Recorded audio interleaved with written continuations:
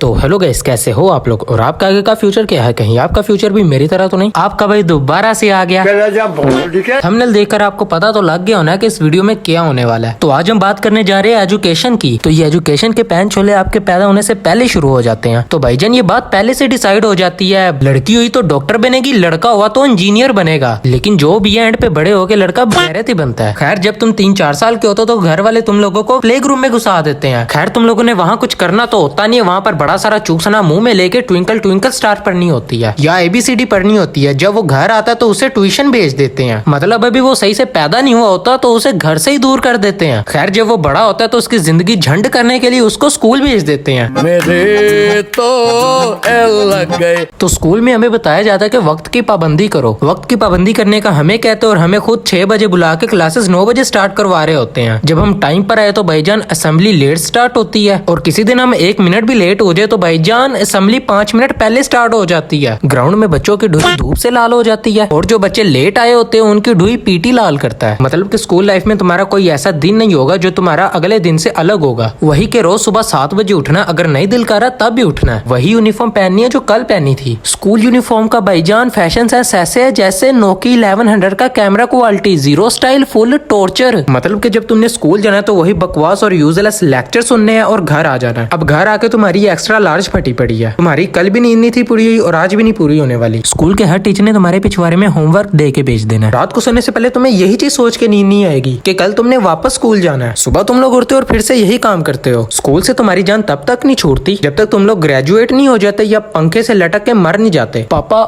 आज मैं घर रुक सकता हूँ? नहीं, मैं क्या करूँ? अगर तेरा सर दर्द हो रहा है तो फिर भी जाएगा, चल जल्दी से उठ जा, स्कूल का टाइम हो रहा है। ये ऐसी लाइन है जिसको सुन के लिटरली कैंसर हो जाता है। और वीकेंड वाले दिन तुम्हारा एक एक सेकंड यही सोच के गुजरता है कि कल तुमने जहन्नुम वापस जाना है।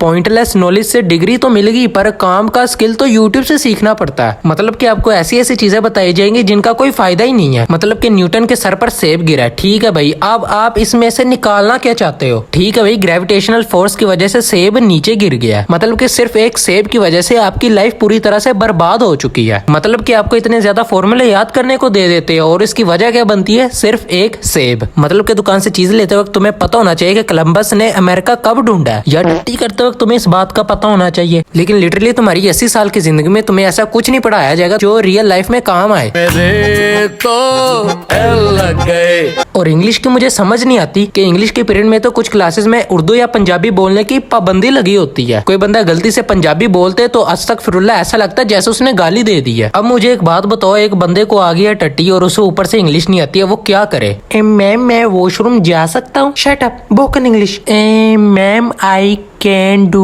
Washroom. Loud and proper, Ishan. Loud and proper. Ma'am can I going washroom. अबे टट्टी करनी है बहन की। मतलब जिस कंट्री में रह रहे हैं हम उस कंट्री की लैंग्वेज ही नहीं बोल सकते। और भाईजान देसी लोग इंग्लिश बोलते वक्त TH के चक्कर में थैंक यू को थैंक यू बोल देते हैं। अब यहाँ पर मुझे ये बताओ कि इंग्लिश लैंग्वेज की बिल्डिंग कैसी हुई? लोग क्वेश्चन आंसर याद करके जाते हैं, उन लोगों को पता ही नहीं होता कि उन्होंने याद क्या किया है। उन्होंने वर्ड टू वर्ड रट्टा लगाया होता है। अब यार खुद ही बताओ, 100 में से 99% पाकिस्तानियों को इंग्लिश कैसे आएगी?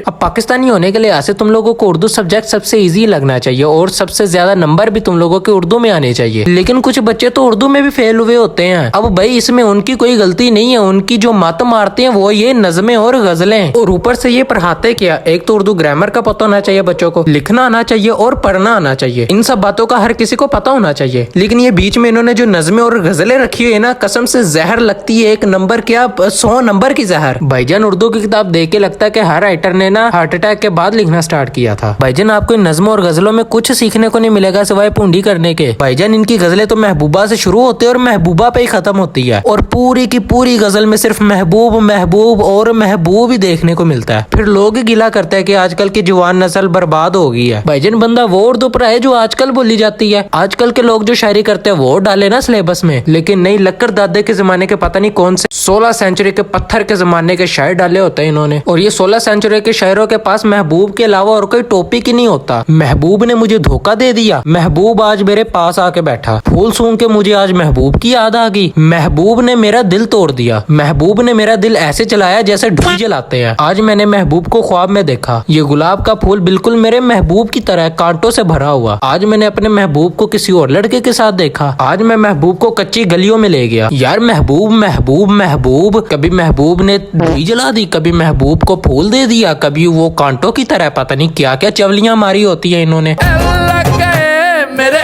लग गए। यार अब मैं भाई होने के नाते तुम लोगों को मोटिवेशन देता हूँ। यार तुम्हारा जो दिल करता है ना वो करो, चिल होके पढ़ा करो, कुछ नहीं पड़ा दिमाग खपाई में। ये लड़के आप लोगों को यही कहते रहते हैं कि कॉलेज लाइफ बहुत फिट है, जब मर्जी कॉलेज जाओ, पढ़ो ना पढ़ो, लेकिन ये सब झूठ है। स्कूल लाइफ से ज्यादा अब तुम्हारी कॉलेज लाइफ में फटेगी और यूनिवर्सिटी लेवल में तो हद ही हो जाएगी। हाँ मुझे पता है मैंने आपको मोटिवेशन देनी थी, लेकिन ये सब बातें बता के मैंने आपकी मजीद फाड़ दी है। तो आज के लिए सिर्फ इतना ही। वीडियो अच्छी लगे तो लाइक करो, अगर पहले से सब्सक्राइब नहीं किया हो तो सब्सक्राइब करो और दोस्तों के साथ ये वीडियो ज्यादा से ज्यादा शेयर करो। इसी के साथ अपने भाई को दीजिए इजाजत अगली वीडियो के लिए। तब तक के लिए अल्लाह हाफिज।